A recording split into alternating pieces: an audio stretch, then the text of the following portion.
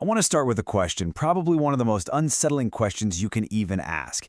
Is any of this real? I mean, really, truly real? Or are we all just living inside some incredibly advanced program? Just look around you for a second, right now. The room you're in, the screen you're looking at, you assume it's all there, right? Permanent, solid. But what if it's not? What if our universe is like a crazy, hyper-advanced video game and it only bothers to render the parts of the world that you're actually observing? Think about it. It just makes sense. It's a performance hack. I mean, in a huge open-world video game, the system doesn't render the whole map at once. That would take way too much power. It only renders what's in your line of sight. And it looks like our universe might be using the exact same trick to save on, well, cosmic processing power. So you're probably thinking, okay, where's the proof? Well, the first clue isn't some fringe idea. It's actually one of the most famous experiments in all of physics. And honestly, it really looks like a system glitch.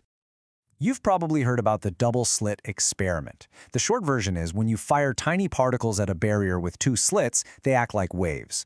But, and this is the weird part, this is the glitch, if you put a detector there to see which slit the particle goes through, it suddenly stops acting like a wave and behaves like a solid little particle. Let's just call this what it looks like, a rendering optimization technique. Because at the most fundamental level of reality, the building blocks of everything act like they know when we're watching them. Just look at the difference here. When no one's looking, an electron isn't in any one spot.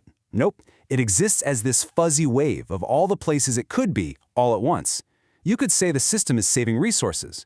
But the second you try to observe it, the second you, the player, look, that wave of probability instantly collapses. The system is forced to render a single, definite particle in one specific place. And that leads to a really, really unsettling thought. Think about the wall behind you right now. You trust that it's there, that it's solid. But if this whole rendering thing is true, then until you actually turn around to look at it, that wall might not exist as anything more than a cloud of probability, just a line of code waiting for the command to render. Okay, so let's move on to the next piece of evidence because this just keeps building. We all know about the ultimate speed limit in the universe, right? But what if it isn't a law of nature at all? What if it's actually a hardware limitation? The speed of light. It feels so absolute, doesn't it? But what if that number has nothing to do with light itself? What if it's just the maximum processing speed of whatever computer is running our reality? You know, like the refresh rate on your monitor? There's a hard limit to how fast it can update the picture. So here's the bottom line. Nothing can go faster than light for the same reason a character in a video game can't move faster than the game's engine can draw the next frame. It's a hard-coded system constraint. It's not really a speed limit, it's a processing bottleneck.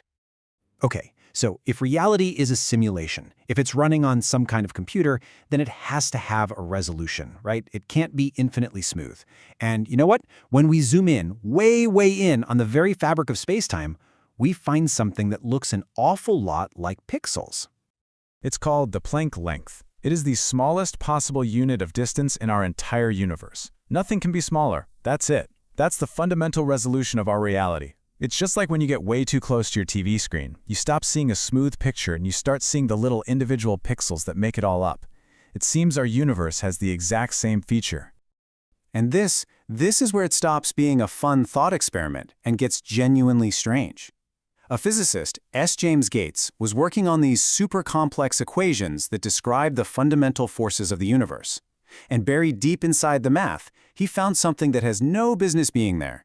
Literal, binary, error-correcting codes.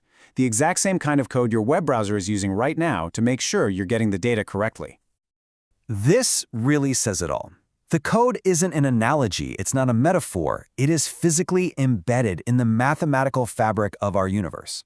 It's like we've finally managed to look at the universe's source code and found comments left behind by the programmers. So let's just put this all together. We've got a universe that seems to only render what we look at. We've got a universal speed limit that looks exactly like a processor cap. And now we have actual computer code written into the laws of physics. All of this evidence seems to be pointing in one pretty terrifying direction.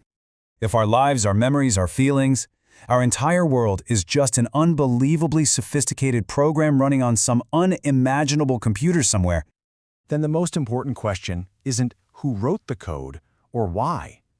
The question we really have to ask ourselves is, what happens to us when they decide to turn it off?